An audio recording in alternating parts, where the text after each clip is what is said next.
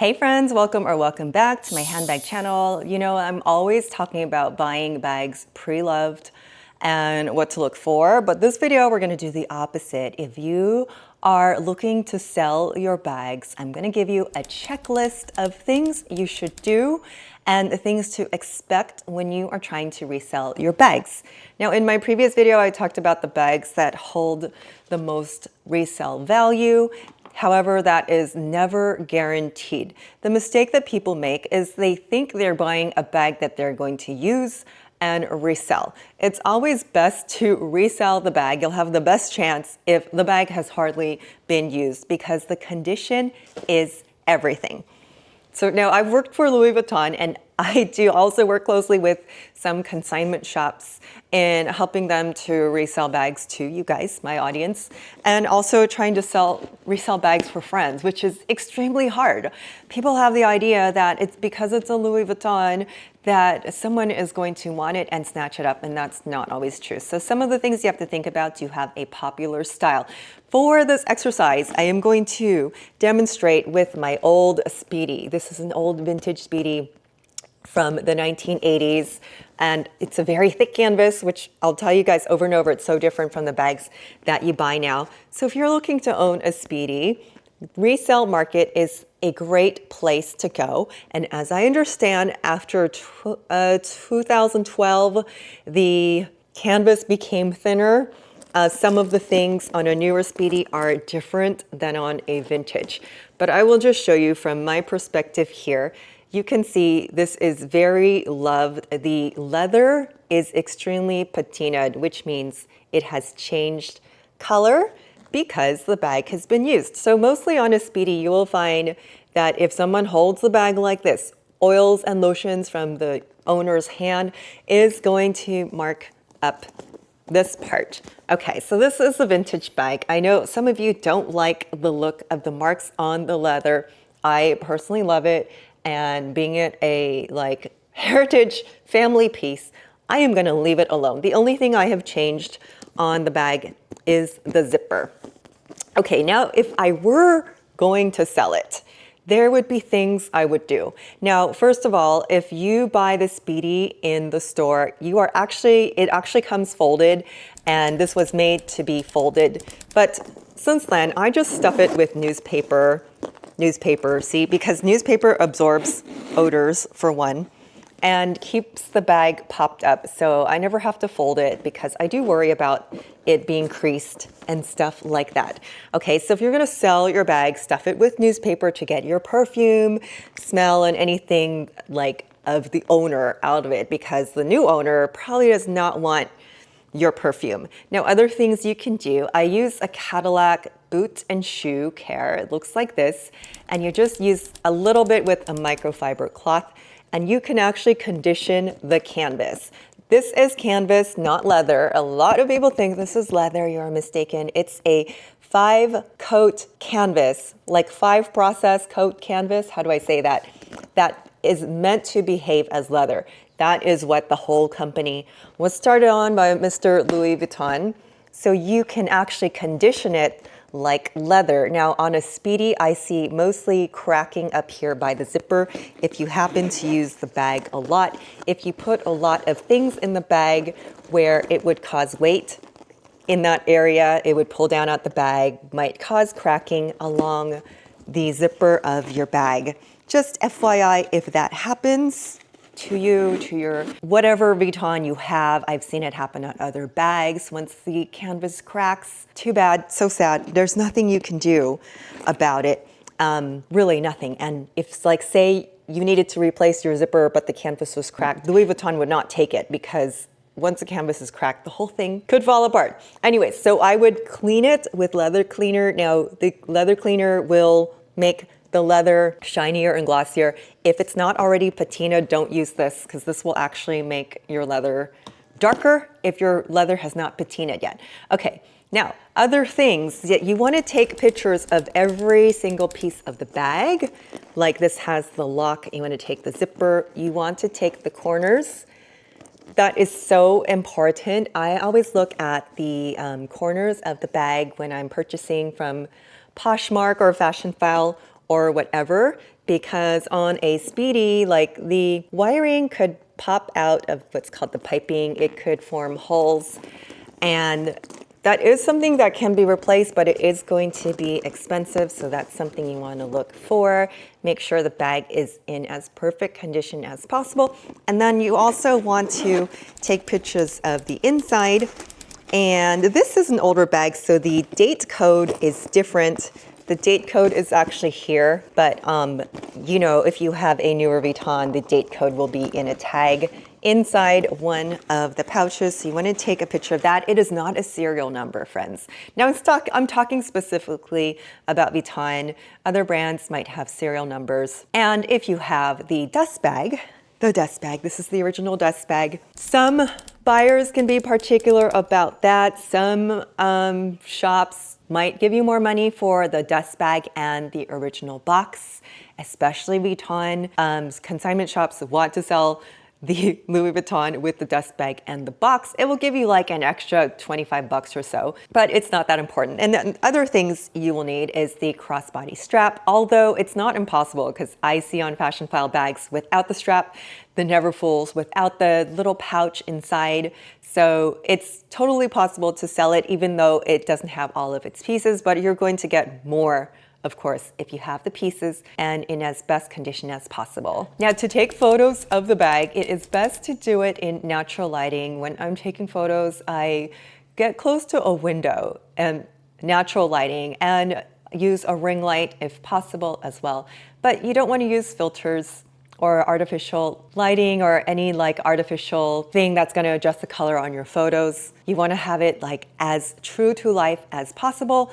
And then you might want to also do some model shots so that your buyer, if they're buying it online from you, they'll know what it looks like against your body. Now, this is all if you're selling it like Poshmark or Facebook Marketplace. If you turn it into someplace like Fashion File or a consignment shop, they usually inspect the item and they take care of the photos on their site. There's two ways you can do it. You could consign it, which means you wait to get your money, or you can get an upfront payout. I have found with Fashion File, I have sent them the photos they've requested and they'll give me a quote on what they like.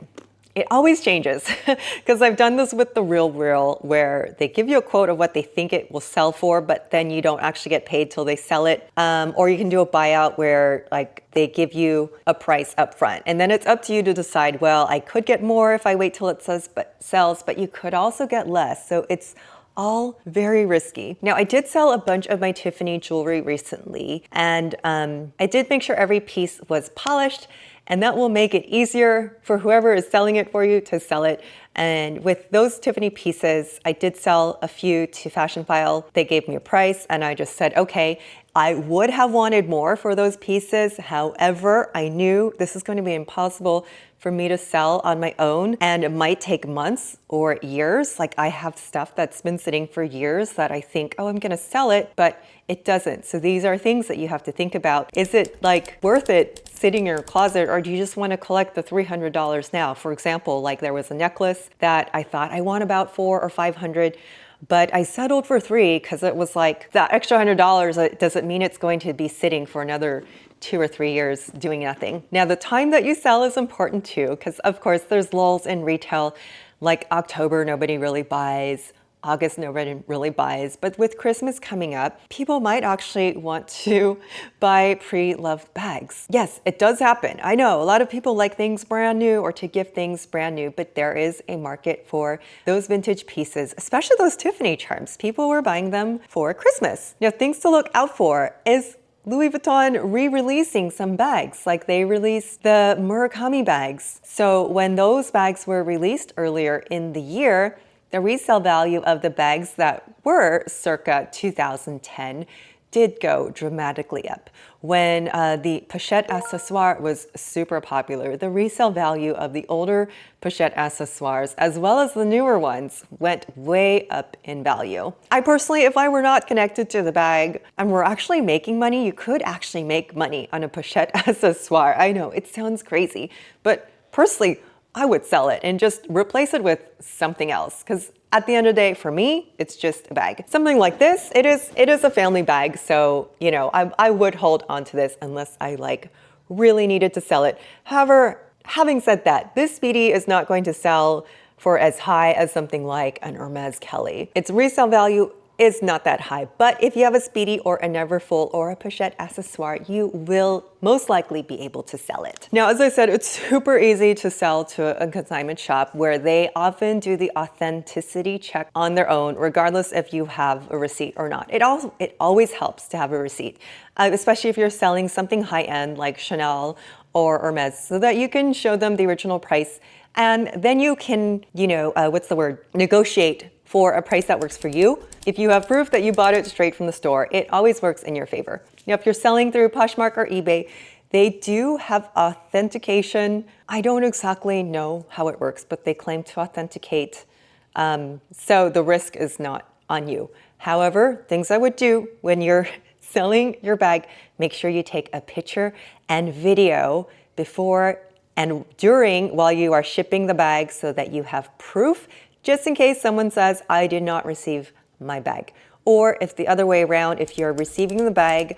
Now, I recommend this even if you're buying online from a Louis Vuitton boutique, that when you open the bag, make sure you videotape so you can see exactly what you're getting just in case anything happens. Yes, I do recommend this if you are buying from louisvuitton.com as well, because I've heard of people getting defective product or something missing in this way. You open it, you have video proof of it, and then you just have more to like back your case up. If event that happens, hopefully it does not. Okay, things to ask myself as I am cleaning out my closet. Have I worn this bag this year? Because most of them I probably have not. Some of the things I do think about, if I sell this bag, would I be able to get it back? And if the answer is yes, then I can let go of the bag. There are some bags that will not be, such as this one. It's a thicker canvas, so I am not going to sell this bag because I would have to pay much, much more money to buy it, and it wouldn't be the same bag. Same with this Coach bag, circa 2010, where I would pay more money to get it back, and it might not be the same quality because things from back then are better quality. But there are some of the bags, newer bags in my closet that, okay, I'm done using. I'm not happy with the quality of it. Probably won't ever use it again. Could I live without it? And the answer is yes. Have I used it at least 3 times this year? If I haven't, then she's probably gotta go. Now, last thing to keep your bags in good shape. I keep mine on a shelf.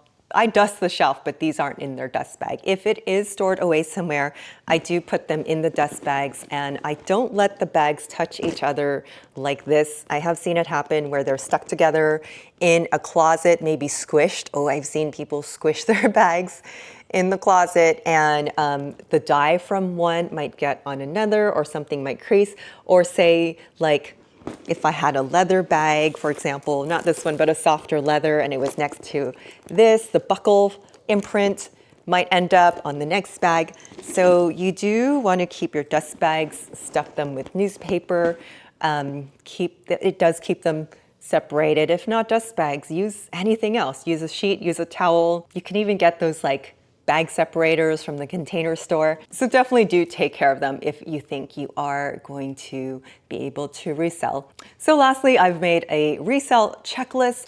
You can go to my website that is linked to this video description and drop your email in the email capture, and I will send to you the resale checklist. Thanks for joining. I hope this video was helpful. Don't forget to like and subscribe for more handbag tips, and I will talk to you soon. Bye.